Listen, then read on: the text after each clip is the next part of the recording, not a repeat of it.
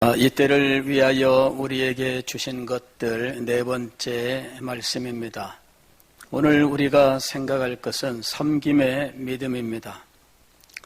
예수님께서 십자가를 지실 날이 가까이 다가오자 제자들을 집중 훈련시키시기를 원하셨습니다.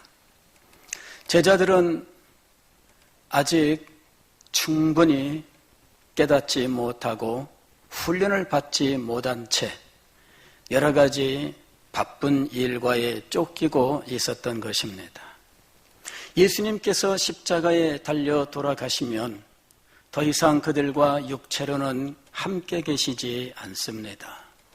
제자들은 예수님이 안 계신 상황에서 주신 사명을 감당해야 하는데 그 모든 준비를 십자가의 길을 가시는 이 여정 속에서 제자들에게 가르치시기를 원하셨던 것입니다. 두로와 시돈 지방을 처음 목적지로 해서 그곳으로부터 갈릴리 북부로 해서 서부와 남부를 거쳐서 예루살렘으로 가시게 되었습니다. 그리고 그렇게 가는 동안 예수님께서는 믿음과 또 믿음의 기도를 가르쳐 주셨습니다. 그러나 제자들에게 가르치시기를 원하셨던 가장 중요한 교훈, 핵심적인 교훈은 십자가 사건과 그 의미였던 것입니다. 예수님은 여정 속에 3번 예루살렘에 올라가면 바리새인과 대제사장과 서기관들에게 고난을 당하고 죽게 될 것에 대해서, 그러나 사흘 만에 다시 살아날 것에 대해서 말씀을 하셨습니다. 마가복음 8장 31절을 보면 가이사랴 빌립보에서 인자가 많은 고난을 받고 장로들과 대제사장들과 서기관들에게 버림받아 죽임을 당하고 사흘 만에 살아나야 할 것을 비로소 그들에게 가르치시되라고 말씀합니다. 비로소 그들에게 십자가의 죽음을 가르치셨던 거예요. 그 다음에 주님께서 또 한 번 십자가의 죽음에 대해서 말씀을 하셨습니다. 마가복음 9장 31절을 보면 예수님께서 그들에게 십자가의 죽음에 대해서 말씀하셨다라고 기록하고 있습니다. 또한 마가복음 10장 33절 말씀을 보면 십자가에 대해서 다시 한번 제자들에게 말씀하시는 것을 볼 수가 있습니다. 예수님께서는 예루살렘에 가시기 전에 제자들에게 십자가에 대해서 집중적으로 말씀을 하셨고 제자들이 그 비밀을 깨닫기를 원하셨던 것입니다. 그러나 제자들은 깨닫지를 못했습니다. 마가복음 9장 32절 말씀을 보면 그러나 제자들은 이 말씀을 깨닫지 못하고 묻기도 두려워하더라. 깨닫지 못했으면 질문을 해야 될 거 아닙니까? 그런데 평소에 다른 것은 질문을 하던 제자들이 예수님의 십자가 사건에 대하여는 질문을 안 했어요. 왜냐하면 무서워서. 정말 예수님께서 예루살렘에서 죽임을 당한다면 어떻게 될까? 이건 생각하기도 싫은 거예요. 그래서 제자들은 두려워서 묻지를 못합니다. 그리고 예수님의 그 예루살렘 여정에 대해서 자기들이 가지고 있었던 잘못된 생각을 결코 포기하지 않습니다. 여정 중에 제자들이 예수님의 이 십자가 사건에 대한 3번의 교훈이 있었는데도 불구하고 야고보와 요한이 예수님에게 찾아와서 예수님께서 예루살렘에 가셔서 영광을 받으시면, 즉 왕위에 오르시면 자신들을 좌우편에 앉게 해달라고 말씀을 드려요. 다른 곳에서는 야고보와 요한의 어머니가 예수님에게 찾아와서 말씀을 드린 것으로 되어 있습니다. 아마도 이 두 사람의 부탁을 어머니가 예수님에게 찾아가서 말씀을 드린 것으로 생각을 합니다.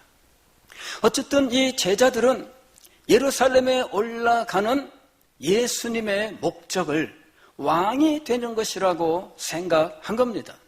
십자가에 대한 3번의 교훈이 있었지만 그들은 그 말씀을 의례하는 말씀으로 생각을 했어요.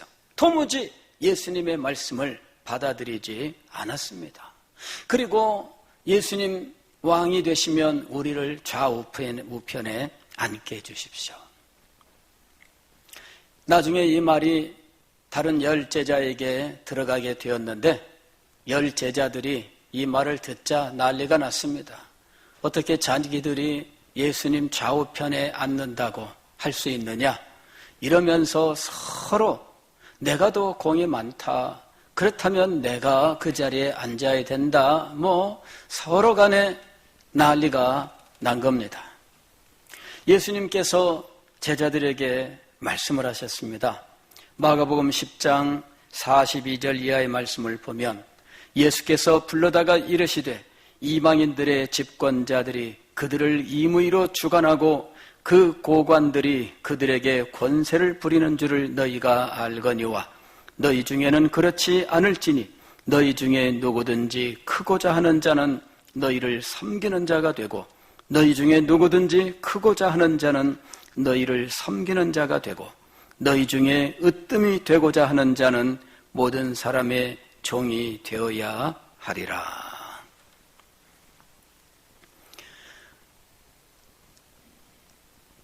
예수님이 가르치시는 하나님의 나라는 군림하는 나라가 아닙니다.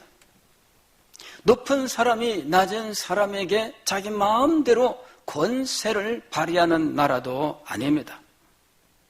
왜냐하면 예수님 자신이 군림하러 이 땅에 오신 분이 아니셨기 때문입니다. 우리가 읽은 마가복음 10장 45절 말씀이 이어지는 말씀입니다.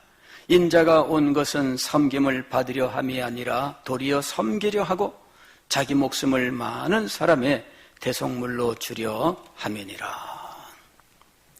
예수님은 제자들에게 하나님의 나라는 군림하는 나라가 아니며 세상 나라와 다르다라고 하는 사실을 분명하게 말씀하셨어요.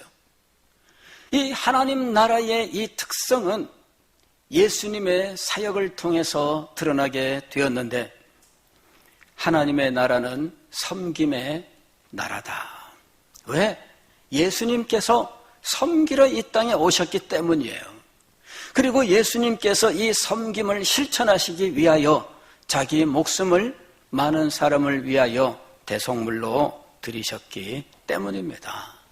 그래서 제자들은 하나님의 나라에 대하여 그들이 가지고 있는 세상 나라를 통해 이해하는 이 이해를 버려야 했던 거예요. 세상 나라를 보고 하나님의 나라도 이럴 것이다 라고 생각하는 이것을 버릴 수 있어야 그들은 비로소 하나님의 나라를 이 땅에 전파할 수 있게 되는 것입니다. 세상 나라가 머릿속에 있는 한 그들은 결코 하나님의 나라를 전할 수가 없습니다. 왜냐하면 하나님의 나라는 세상 나라와 그 원리가 정반대이기 때문입니다. 세상 나라는 결코 하나님의 나라를 이해할 수가 없습니다. 에스더서 3장 8절 말씀을 보면 하만이 아하스웨로 왕에게 이렇게 이야기합니다. 한 민족이 왕의 나라 각 지방 백성 중에 흩어져 거하는데 그 법률이 만민의 것과 달라서 왕의 법률을 지키지 아니하오니 용납하는 것이 왕에게 무익하니이다. 한 민족이 각 지방에 흩어져 거하는데 그 법률이 만민의 것과 다르다. 하만이 유대인들에게 대해서 한 말입니다. 그가 유대인들에 대하여 정확하게 본 거예요. 그들은 바벨론 땅에 흩어져 살고 있습니다. 아니, 이 하만이 말하던 시대는 바벨론 후 시대 페르시아 바사 나라 때입니다. 그런데 그때의 하만이라고 하는 사람이 유대인들에 대하여 정확하게 본 거예요. 그 법률이 만민의 것과 달라서 너무나 달랐다는 거죠. 그리고 그 다른 것을 용납할 수 없었습니다. 그들을 놓아두는 것이 왕에게 무익하니이다. 왕이 옳게 여기시거든 조서를 내려 그들을 진멸하소서. 세상은 끊임없이 하나님의 나라를 진멸하기를 원하고 있습니다. 왜냐하면 너무나 다르기 때문이에요. 세상은 군림하는 것이 당연합니다. 세상 나라는 권세를 가지고 억압하는 것이 당연합니다. 세상 나라의 이 특징과 하나님의 나라는 전혀 달라요. 하나님의 나라는 섬기는 나라인 것입니다. 그들은 하나님을 섬기고 하나님의 법에 순종하고 하나님께서 명령하신 것들을 최고의 가치로 여기고 있습니다. 그러나 세상 나라는 자기들의 말을 최고의 가치로 따를 것을 강제하고 있는 것입니다.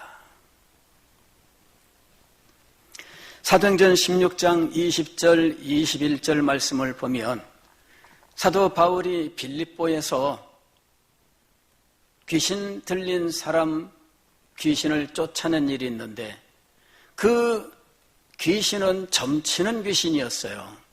그 여인으로 인해서 이득을 얻던 이 주인이 바울을 고소하지요. 그때 그 고소의 말이 이것입니다.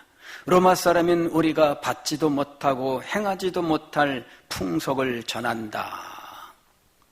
로마 사람인 우리가 받지도 못하고 행하지도 못할 풍속을 전한다 하거늘 무리가 일제히 일어나 고발하되 주인이 사람들을 동원해서 자기 말을 동조할 사람들을 끌어모은 거죠. 그래서 이 사람들이 일제히 주변에서 같이 일어나서 외친 거죠. 그만두면 안 된다. 가만두면 안 된다. 그랬더니 상관들이 옷을 찢어벗기고 매로 치라 하여 많이 친 후에 옥에 가두고 간수에게 명하여 든든히 지키라 하니. 그래서 바울과 실라가 빌립보 감옥에 갇힌 거예요.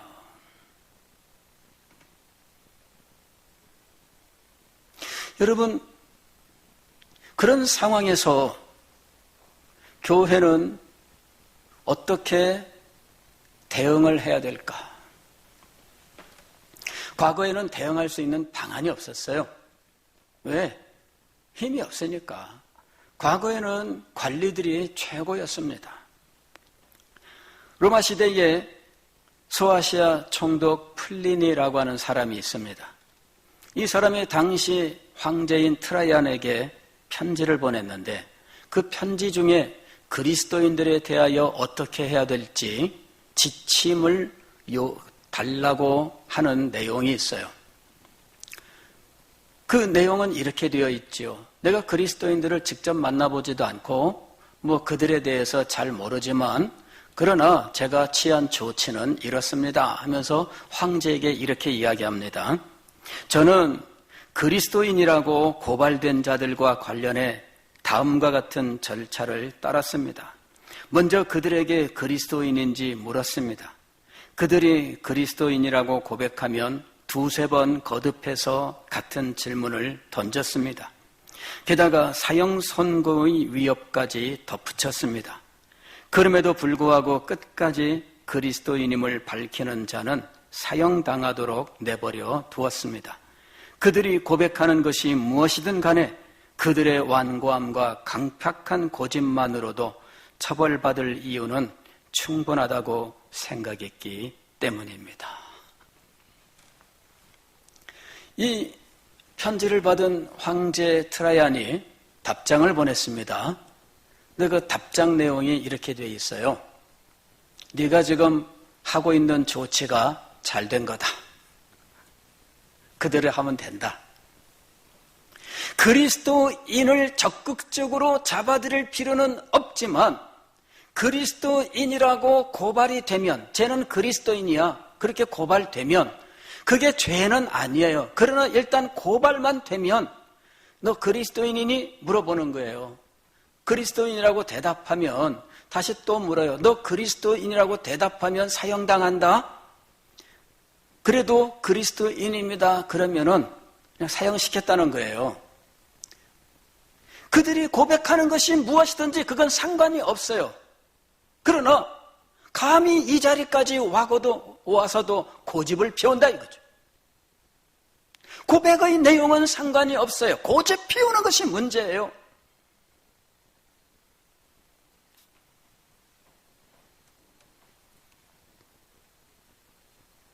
최근에 우리에게는 이런 일들이 일어나고 있습니다. 우리가 믿는 것이 무엇인지는 알려고 하지 않아요. 우리가 왜 주일 성수를 하는지에 대하여는 알려고 하지 않습니다. 묻는 사람도 없습니다. 그냥 매도하는 일만 일어나고 있습니다.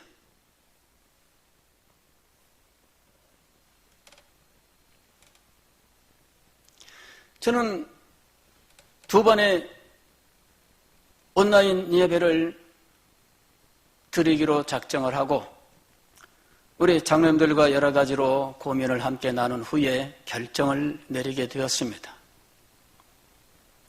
그러고 난 이후에 진행되고 있는 이 사회의 모습들을 보면서 여러 가지로 생각이 많았습니다. 최근 정부와 일부 지자체, 교회에 대한 대응을 보면서 이 사람들이 이런 일을 감당할 수 있는 소양 자체가 부족하구나. 인문학에 대한 이해가 없어요. 인문학에 대해서 어떤 사실들은 알아요. 인문학이란 뭐냐면은 역사와 문학과 철학이에요.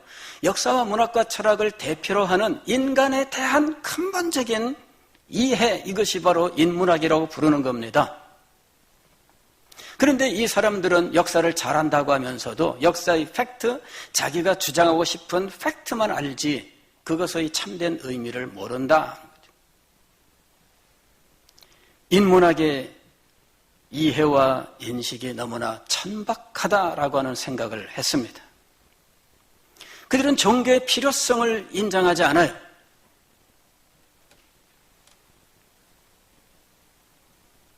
마트는 문을 열어둡니다. 왜? 사람이 사는데 꼭 필요하니까. 교회는 문을 닫아도 됩니다. 왜? 꼭 필요한 게 아니니까. 맞습니까? 틀립니까? 교회가 꼭 필요한 것이 아니라고 말한다면 그 사람은 정권을 맡을 자격이 없습니다. 왜? 인간에 대한 이해가 없기 때문에 인간을 통치하는 일을 맡을 수가 없습니다. 마트에 있는 생활 필수품이라고 부르는 이런 것들이 매일매일의 인간의 삶을 위하여 필요한 것처럼 종교 또한 인간을 위하여 근본적으로 필요한 거예요. 이것을 인정하지 못한다면 정권을 잡을 자격이 없습니다.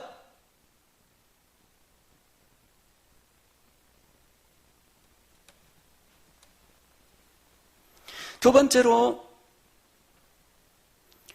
종교의 필수성은 그 교리에 있는 거예요. 그래서 교리는 그 무엇으로도 바꿀 수가 없습니다.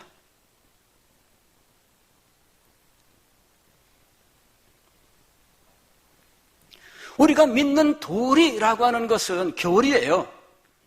우리가 주의를 지키는 것은 교리에서부터 나온 것입니다. 이것은 명령으로 막을 수 있는 것이 아닙니다.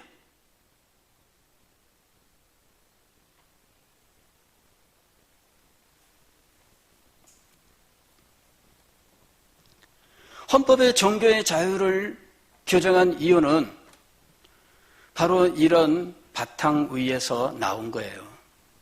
이것이 인간의 가장 기본 권이라고 하는 것은 종교가 인간에게 필수적인 것이고 인간의 삶의 가장 근본적이라고 하는 이해로부터 나온 것입니다. 그러므로 헌법에서 규정하고 있는 종교와 그리고 그것을 목적으로 하는 집회의 자유는 헌법으로 보장을 해야 되는 거예요.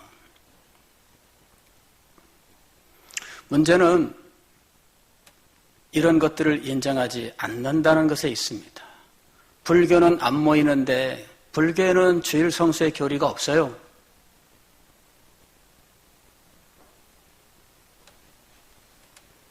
우리는 주일 성수의 교리가 있어요.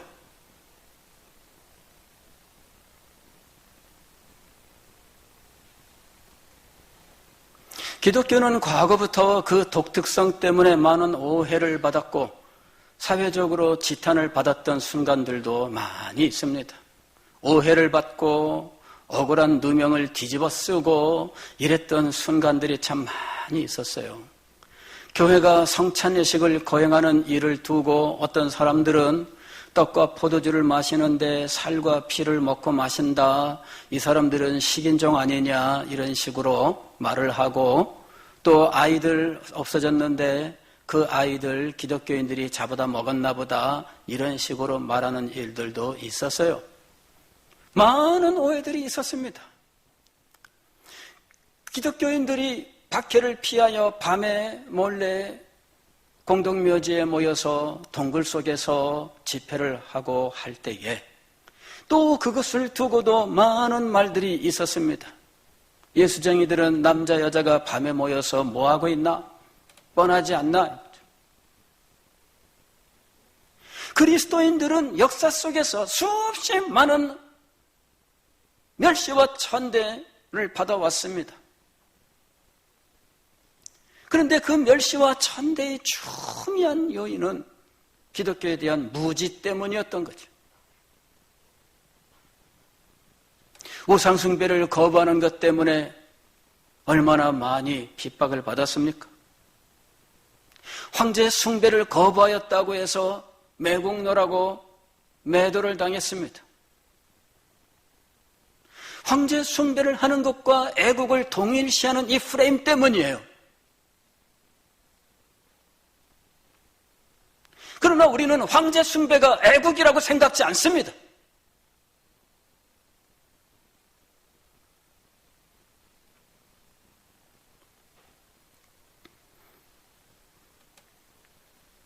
그리스도인들은 어디에 가나 주의를 준수했습니다.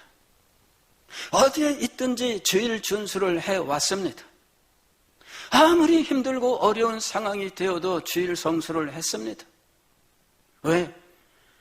하나님께서 명령하셨고 우리는 순종해야 하기 때문이죠. 그리스도인들은 그 누구보다도 다 탁월한 도덕성을 지키기 위해서 치열하게 살아왔습니다.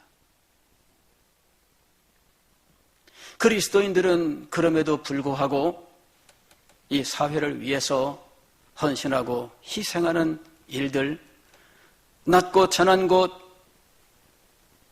소외당한 곳에 찾아가서 섬김의 삶을 실천해 왔습니다.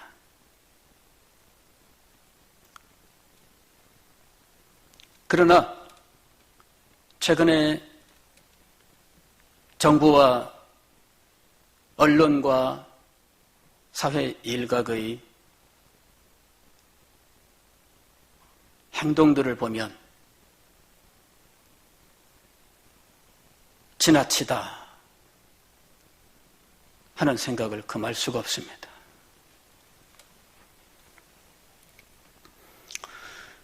교회가 정부나 혹은 이 코로나 바이러스에 대하여 어떻게 대응을 해야 될까?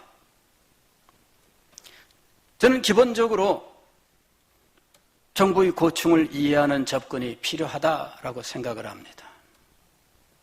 그리고 그렇게 행동을 했습니다.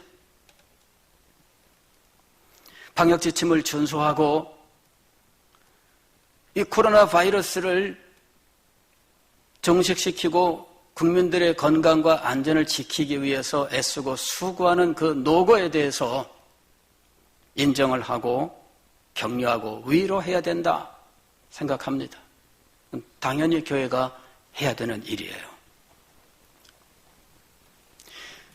정부가 교회에게 방역 지침을 지키라고 요구합니다. 그건 당연한 겁니다. 그리고 그 지침을 지키는 것은 당연한 거예요. 예배로 회집할 때에 방역 지침을 준수하세요. 그건 맞는 말입니다. 그리고 교회는 그건 따라야 돼요. 다만 그런 거 없이 무조건 모이지 말라라고 말하는 것은 아니라고 봅니다. 그러기 위해서는 설득이 있어야죠. 근데 설득하기 전에 팔부터 꺾어보는 거예요. 저는 그게 잘못됐다고 말하는 겁니다.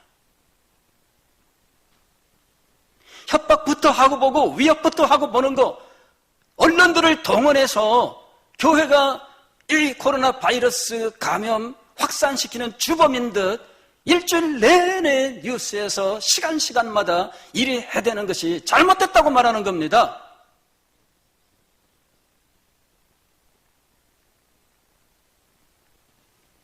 협조를 요청할 수 있습니다. 그 노력을 끝까지 해야지요. 그렇게 노력해야 되는 이유는 주일 성수의 교리 때문이에요.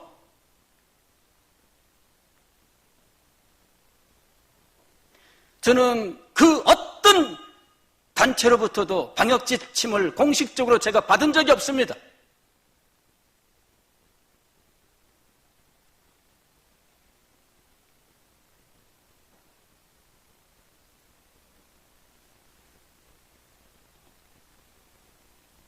그러면서 안 했다고 말하면 안 됩니다.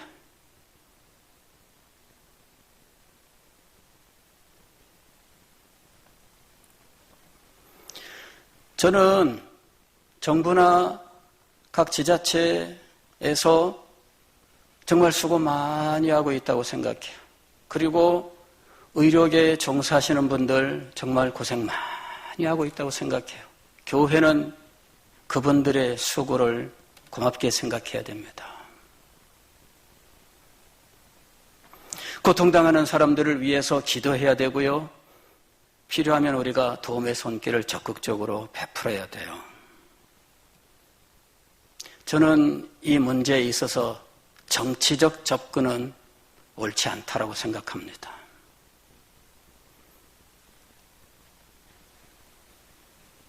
민주주의가 시행되고 우리들이 발견한 것은 표의 능력이에요. 표가 많으면 힘이 있고 표가 적으면 힘이 없다. 그러므로 표를 결집시켜야 된다.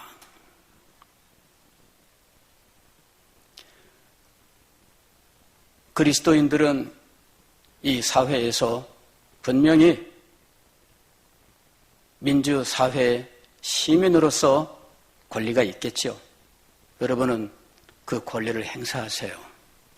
다만 교회가 그것을 정치 세력화하는 것은 저는 옳지 않다고 봅니다.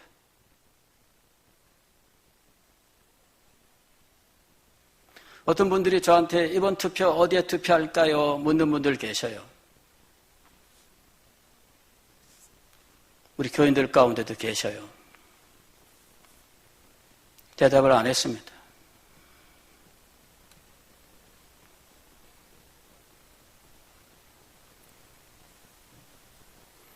여러분들이 판단하십시오.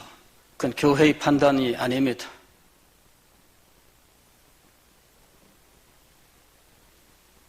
다만 정부가 교회에 대하여 지혜롭게 접근하지 못하고 있다는 판단은 분명히 합니다.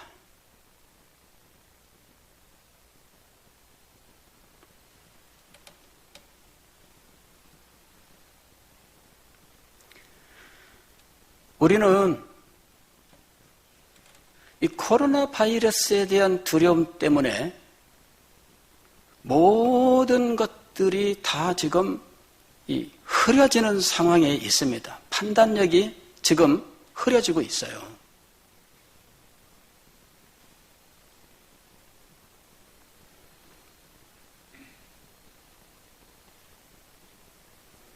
이 두려움을 이겨내야 됩니다. 그래야 정상으로 돌아갑니다. 두려움을 갖고 있는 한 정상으로 돌아올 길이 없습니다.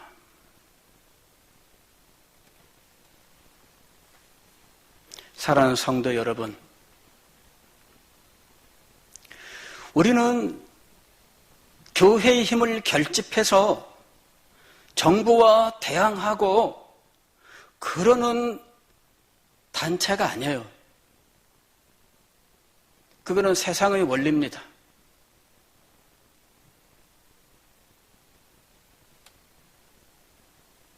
주님은 오히려 우리를 향해서 섬겨라 하고 말씀하고 계시는 거예요. 왜? 예수님께서 대속의 죽음을 죽으셨잖아요. 이게 가장 큰 섬김이었습니다. 죄인들을 위해서 멸망을 향해 가고 죽음으로 가는 이 불쌍한 존재들을 위한 최고의 섬김을 우리 주님께서 행하셨잖아요. 그리고 제자들에게 그 섬김의 본을 따라서 섬김의 원리로 이루어지는 하나님의 나라를 가르치셨어요. 그래서 오늘날 우리들도 역시 이 사회에서 섬김의 원리를 가지고 하나님의 나라를 이루어야 됩니다. 교회에 대한 핍박이 옵니까? 그러면 언제나 정치적인 수단밖에는 내지 못하는 것은 이거는 정말 너무나 우리가 무지한 거예요. 교회는 정치적 힘을 생각해내는 것이 아닙니다. 그럴수록 교회는 섬김과 희생의 원리로 돌아가야 되는 것입니다.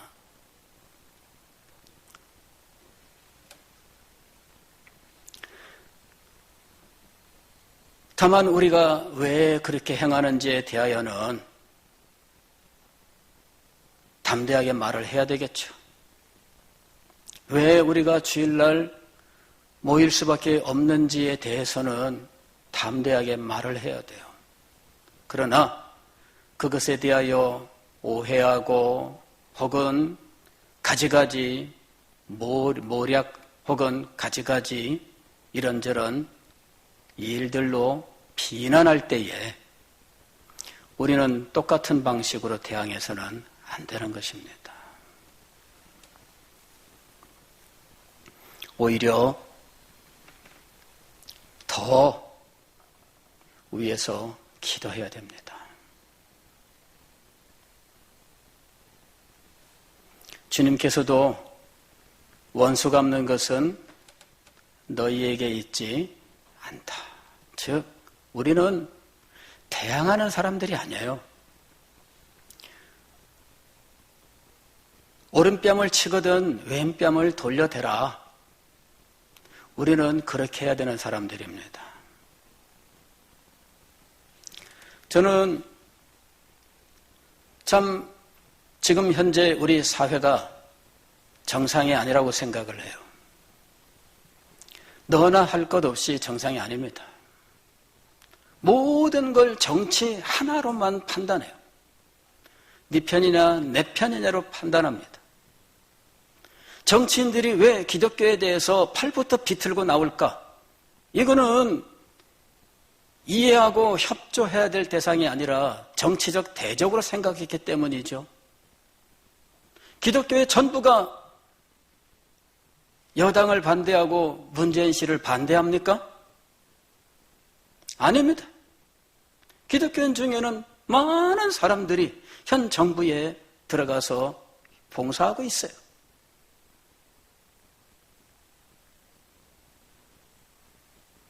기독교는 반드시 박정희 대통령을 지지하고 태극기를 들고 나가는 사람들이냐? 그렇지 않습니다. 기독교는 그것보다 더 넓고 기독교는 대한민국보다 더 커요. 기독교는 대한민국의 역사보다 몇십 배 더, 몇백 배 더 큽니다. 똑같은 같은 선상에 놓고 말해서는 안 돼요. 우리는 우리의 위치를 분명히 알아야 됩니다. 세상 나라 정치 권력화하는 것은 우리의 모습이 아니에요. 오히려 섬기려 하고 이것이 우리의 본 모습입니다. 이럴수록 우리는 더 섬기는 자리에 나가야 돼요. 이럴수록 왜 이런 상황이 벌어졌는지 우리가 이해를 해야 돼요. 아, 섬김이 부족했구나. 그렇게 생각하셔야 됩니다.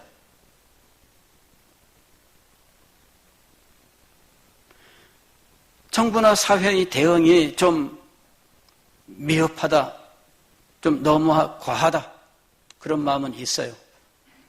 그러나 그리스도인으로서 주님의 교훈을 따라야 되는 원리는 그것보다 더 큰 거예요. 그래서 제가 순복하는 겁니다. 주님께 순복하는 거예요.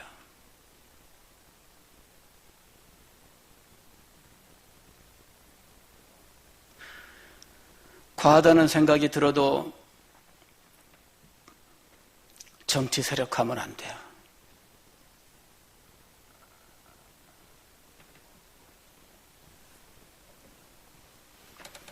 그때 우리는 더 주님 앞에 무릎을 꿇고 주여, 저들이 주님을 아직 알지 못합니다. 주여, 저들이 아직 하나님을 알지 못합니다. 하나님의 뜻을 알지 못합니다. 주님, 복음의 은혜를 주십시오. 우리는 더 기도해야 돼요. 교회가 능력을 얻는 길이 어디에 있을까요? 교회가 돈을 더 많이 가지면 능력이 있게 될까요? 교회 안에 국회의원들이 많이 나오면 능력이 있게 될까요? 도대체 교회의 능력은 어디에서 오는 걸까요? 우리는 바로 그 근본으로 돌아가야 하는 것입니다. 주님께서는 제자들에게 십자가를 가르치셨어요. 3번이나 간절하게 가르치셨습니다. 그 교훈을 깨닫지 못한 제자들이 세상 영광을 구하여 다툴 때 섬김의 원리 위에 세워지는 하나님의 나라를 가르치셨어요. 그리고 그 나라를 세우기 위하여 우리 주님께서 이 땅에 오셨고 많은 사람을 위하여 자기 목숨을 대속물로 드리셨다고 가르치셨습니다. 오늘 우리는 이 가르침을 따라야 됩니다. 억울하지요? 어떨 때는 답답하지요? 그러나 예수 그리스도를 생각하십시오. 그분의 십자가를 생각하십시오. 우리가 이 세상에 전할 것은 십자가의 복음, 대속의 교리인 것입니다. 그리고 그것만이 우리가 세상 나라를 이기는 길인 것입니다. 기도하겠습니다.